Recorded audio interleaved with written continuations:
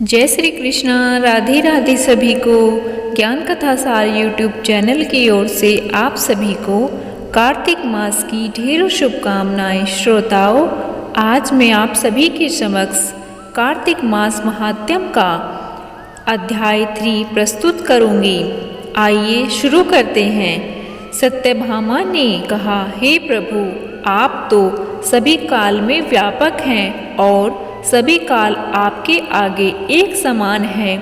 फिर यह कार्तिक मास ही सभी मासों में श्रेष्ठ क्यों है? आप सब तिथियों में एकादशी और सभी मासों में कार्तिक मास को ही अपना प्रिय क्यों कहते हैं? इसका कारण बताइए। भगवान श्री कृष्ण ने कहा, हे भामिनी, तुमने बहुत अच्छा प्रश्न किया है। मैं तुम्हें इसका उत्तर देता हूँ, ध्यान पूर्वक सुनो। इसी प्रकार एक बार महाराज बेन के पुत्र राजा पृथु ने प्रश्न के उत्तर में देव ऋषि नारद से प्रश्न किया था और जिसका उत्तर देते हुए नारद जी ने उसे कार्तिक मास की महिमा बताते हुए कहा, हे राजन, एक समय शंख नाम का एक राक्षस बहुत बलवान एवं अत्याचारी हो गया था। उसके अत्याचारों से तीनों लोकों में त्राही त्राही मच गई। उस शंखासुर ने स्वर्ग में निवास करने वाले देवताओं पर विजय प्राप्त कर इंद्रादि देवताओं एवं लोकपालों के अधिकारों को छीन लिया। उससे भयभीत होकर समस्त देवता अपने परिवार के सदस्यों के साथ सुमेरु पर्वत की गुफाओं में ही बहुत दिनों तक छिपे रहे। तत्पश्चात वे निश्चित होकर सुमेरु पर्वत की गुफाओं में ही रहने लगे। उधर जब शंखासुर को इस बात का पता चला कि देवता आनंद पूर्वक सुमेरु पर्वत की गुफाओं में निवास कर रहे हैं, तो उसने सोचा, ऐसी कोई दिव्य शक्ति अवश्य है जिसके प्रभाव से अधिकारहीन यह देवता अभी भी बलवान है। सोचते सोचते वह इस निर्णय पर पहुंचा कि वेद मंत्र के बल के कारण ही देवता बलवान हो रहे हैं। यदि इनसे वेद छीन लिए जाए तो वे बलहीन हो जाएंगे। ऐसा विचार कर शंखासुर ब्रह्मा जी के सत्यलोक से शीघ्र ही वेदों को हर लाया। उसके द्वारा ले जाते हुए भय से उसके चंगुल से निकल भागे और जल में समा गए। शंखासुर ने वेद मंत्रों तथा बीज मंत्रों को ढूंढते हुए सागर में प्रवेश किया, परंतु न तो उसको वेद मंत्र मिले और न ही बीज मंत्र। जब शंखासुर सागर से निराश होकर वापस लौटा तो उस समय ब्रह्मा जी पूजा की सामग्री लेकर देवताओं के साथ भगवान विष्णु की शरण में पहुँचे। भगवान को गहरी नींद से जगाने के लिए गाने बजाने लगे और धूप गंध आदि से बारंबार उनका पूजन करने लगे।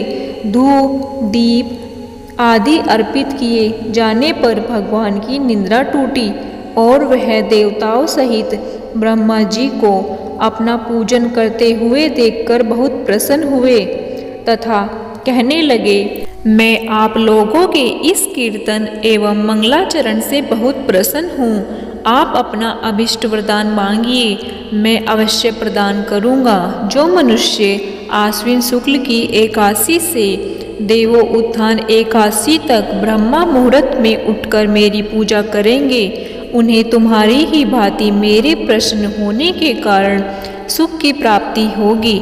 आप लोग जो आर्ध्य आचमन और जल आदि सामग्री मेरे लिए लाए हैं, वे अत्यंत गुणों वाली होकर आपका कल्याण करेंगी।